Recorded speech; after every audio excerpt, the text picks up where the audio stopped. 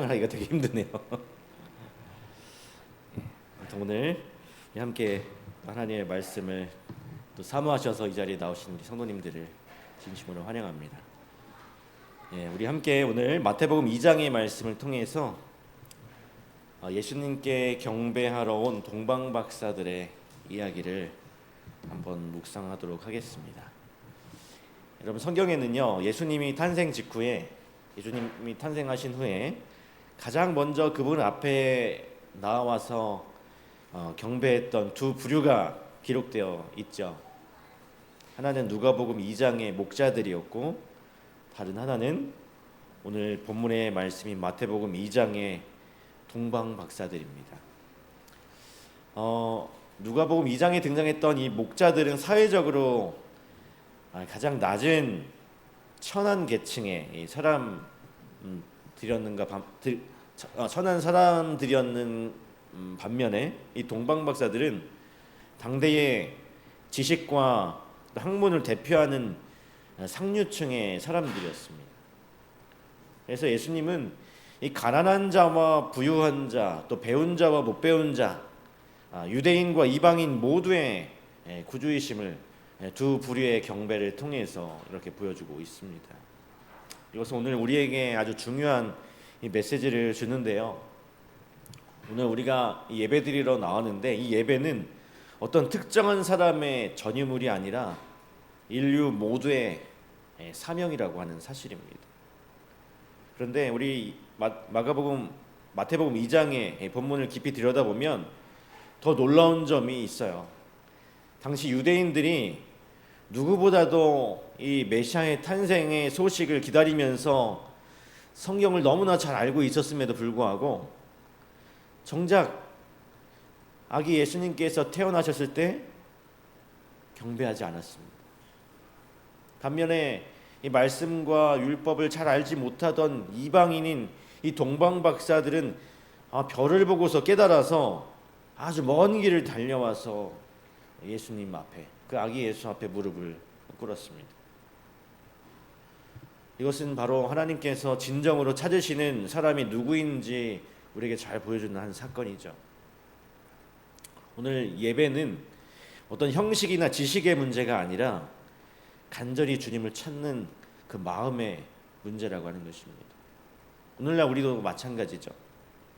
교회에 오래 다닌 사람이라도 그냥 습관적으로 예배를 드리면 그 예배의 은혜를 잃어버리게 되고, 또 막 들어온 새 신자라고 할지라도 간절히 주님을 찾으면 그 예배를 통해서 풍성한 은혜를 누리게 되는 것입니다. 그래서 오늘 이 시간에 우리는 이 동방박사들을 통해서 참된 이 예배자의 자세를 배우고 오늘 우리의 예배를 새롭게 회복하는 그 은혜를 경험해야 하겠습니다. 예수님께서 오셨을 때 가장 먼저 그분을 경배한 사람들은 두 부류였다고 말씀드렸죠.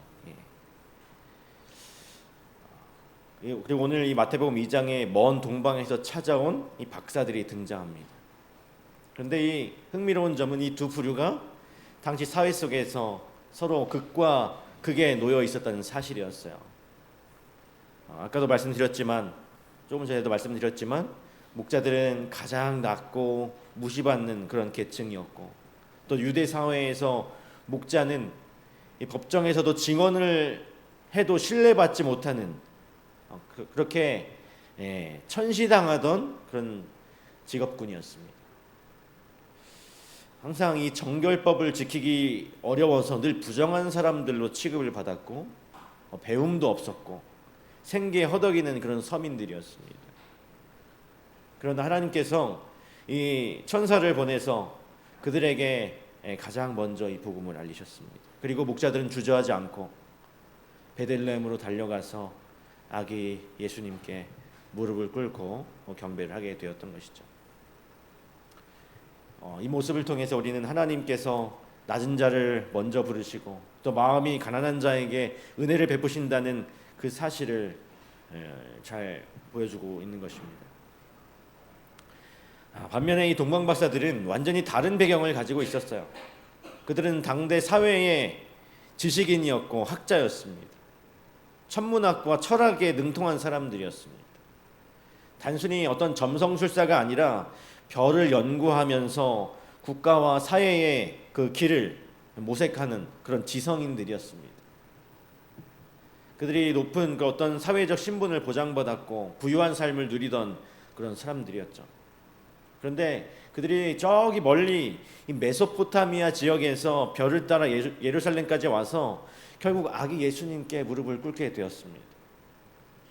지식과 권세와 명예를 가진 사람들이 그 어린 아기 앞에 엎드렸다는 것은 정말 놀라운 사건이죠. 여러분, 이 두 부류를 함께 놓고 보면 아주 중요한 메시지가 드러나게 되는 것입니다.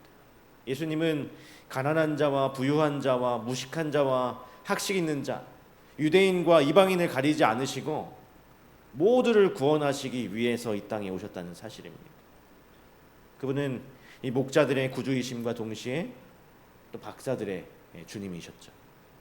따라서 누구든지 어떤 신분과 어떤 배경을 가졌든지 반드시 예수님을 만나야 하고 그분께 경배해야 하는 것입니다.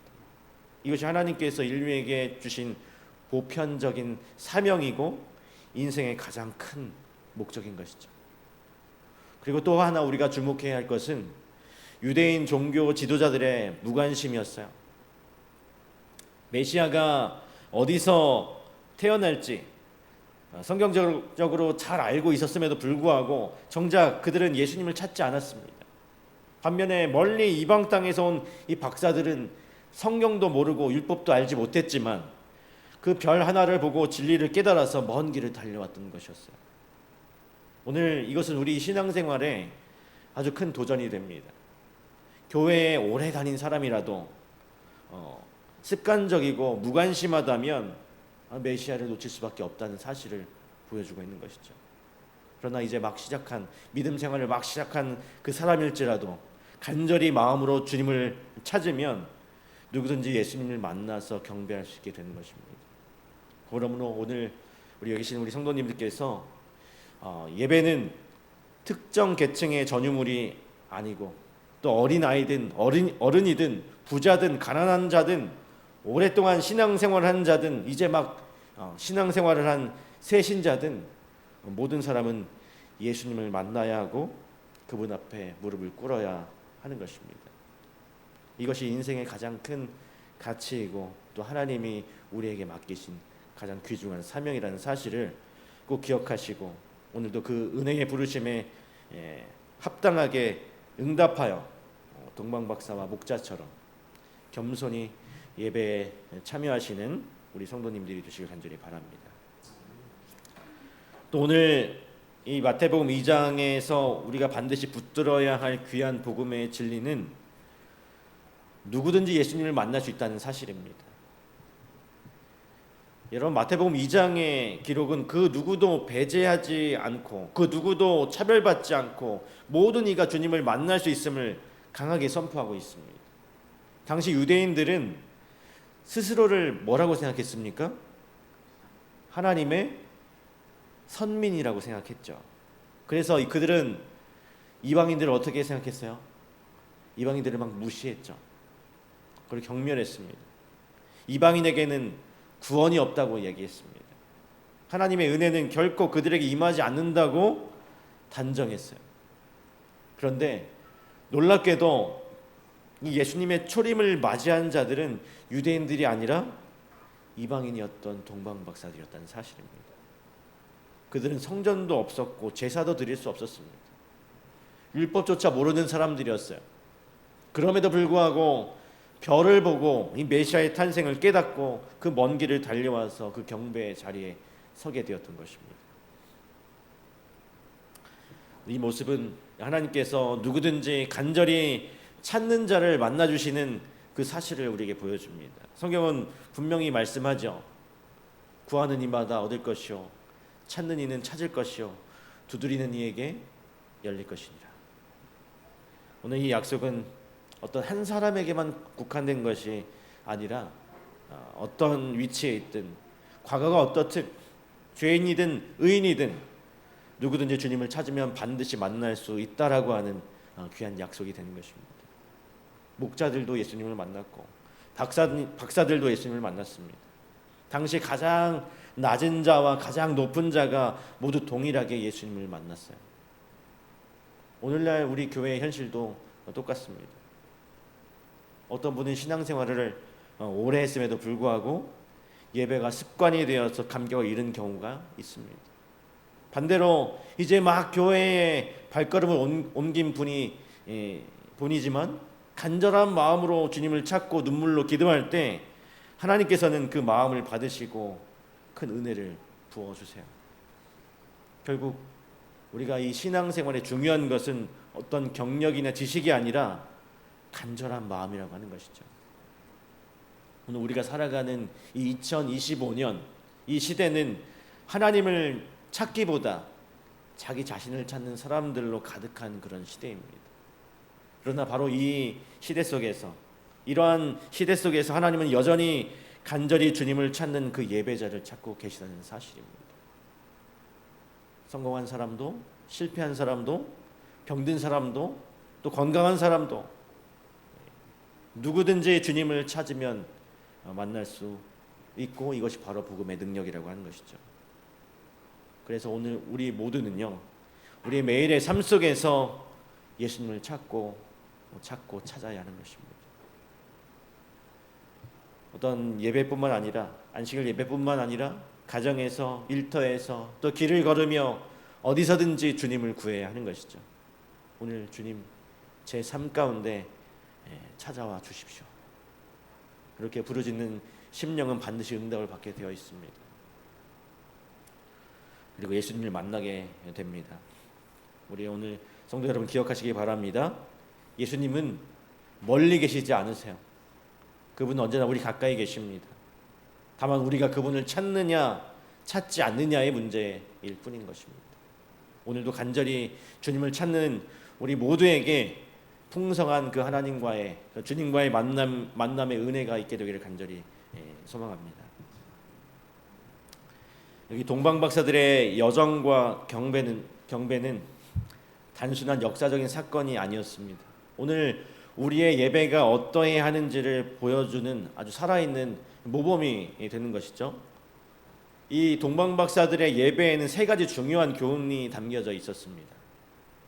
이 동방박사들이 예수님을 만나기 위해 걸어간 길은 그냥 짧은 거리가 아니었어요.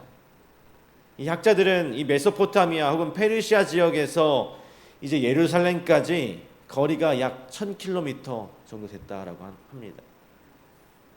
아주 긴 여정이었겠죠.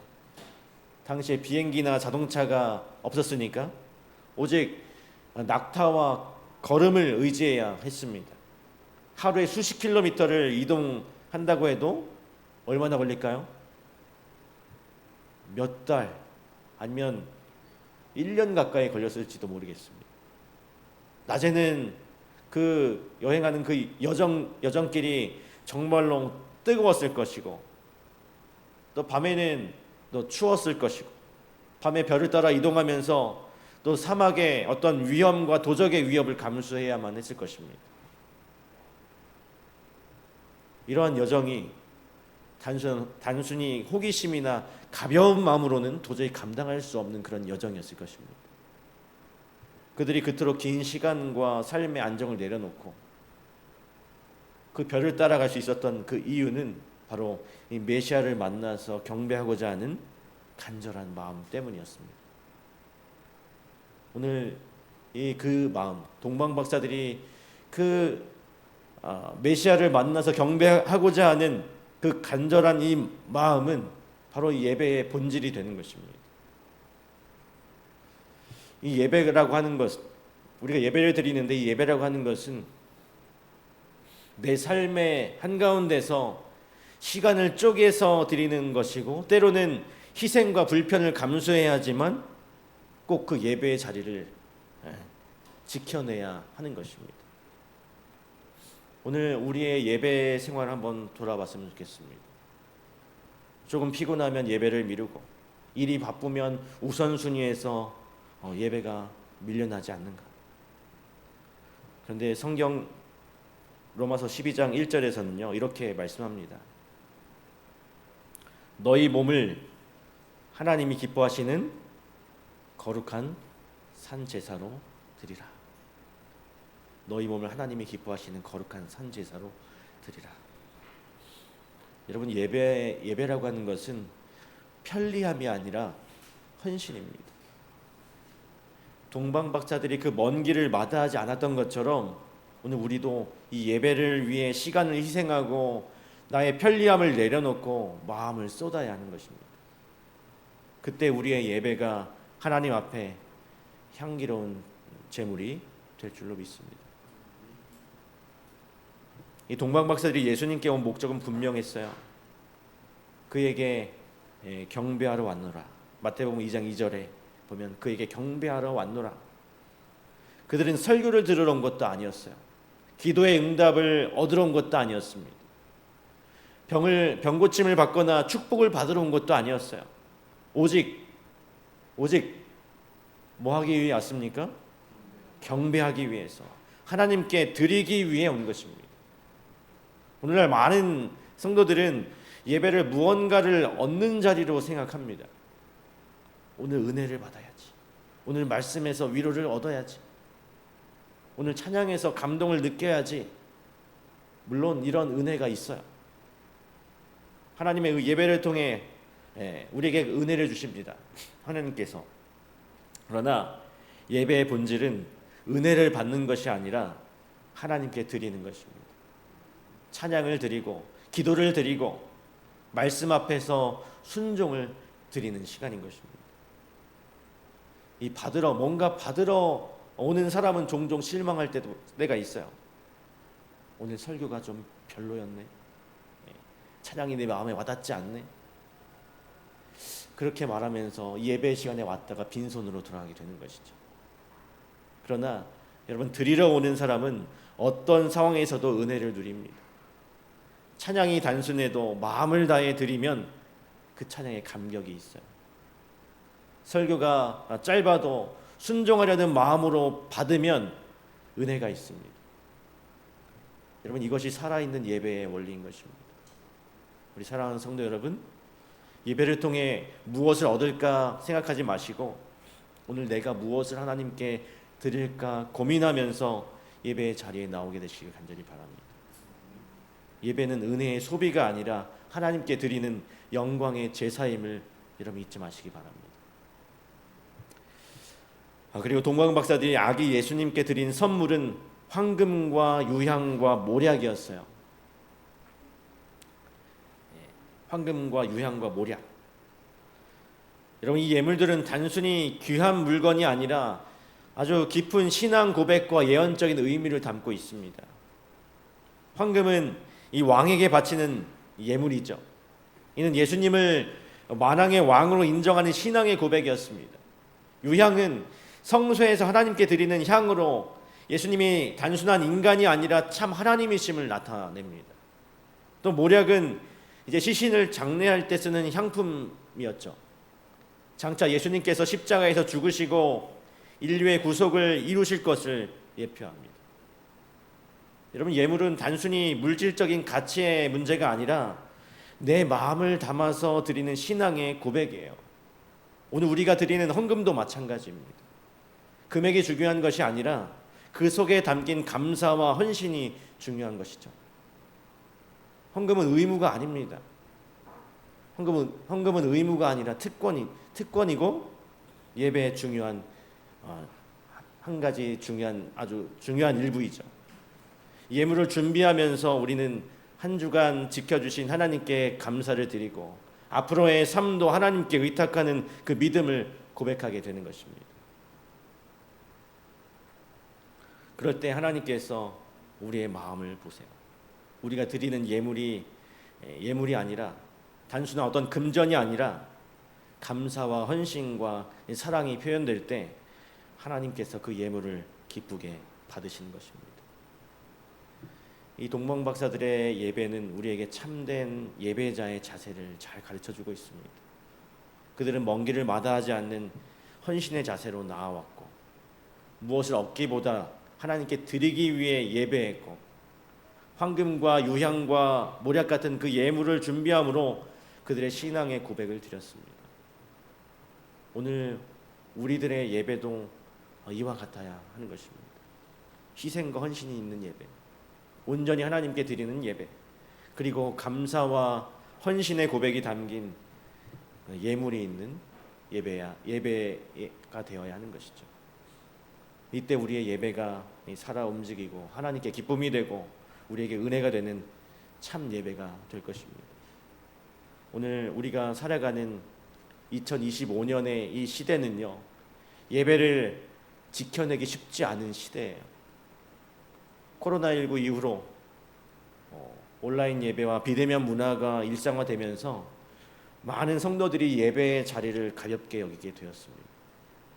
처음에는 불가피한 상황 때문에 드리던 예배가 이제는 편리함이라는 이름으로 굳어져서 공동체와 함께 모여 예배드리는 그 기쁨의 감격을 잃어버린 경우가 참 많이 있습니다.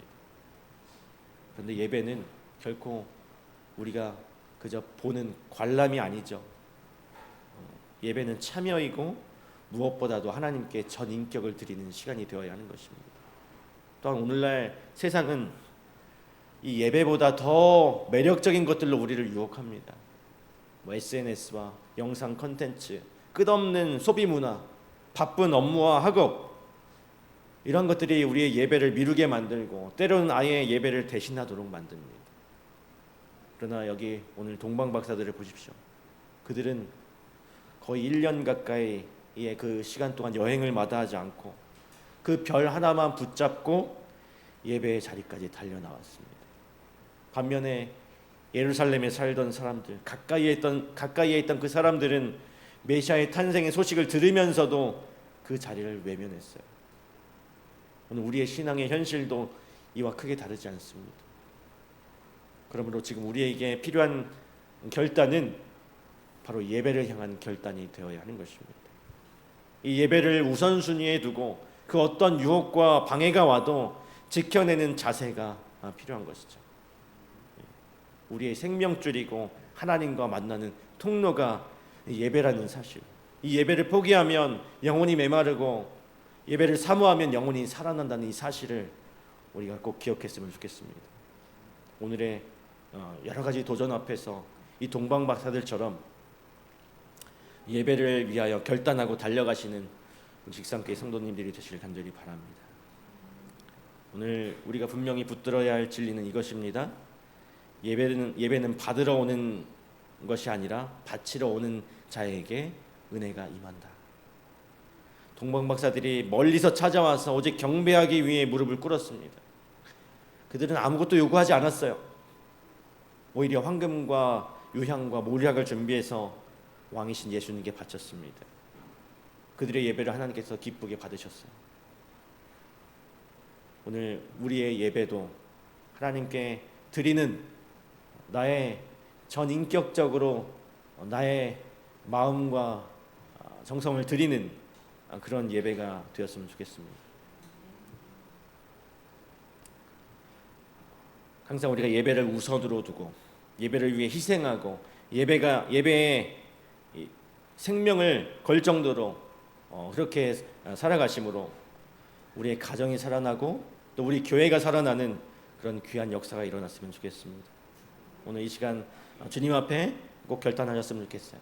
나는 예배자로서 살겠습니다. 나는 주님께 예배드리는 삶을 살겠습니다라고 그렇게 결단하셨으면 좋겠습니다. 그렇게 결단하는 자마다 하나님께서 반드시 붙드시고 분명 은혜를 베푸실 것입니다. 그래서 우리 모두가 참된 예배자가 되어서 하나님께 영광을 돌리며 살아가는 복된 성도님들 되시길 간절히 바라면서 말씀을 마치도록 하겠습니다. 이 시간 우리 함께 기도하는 시간 갖도록 하겠습니다.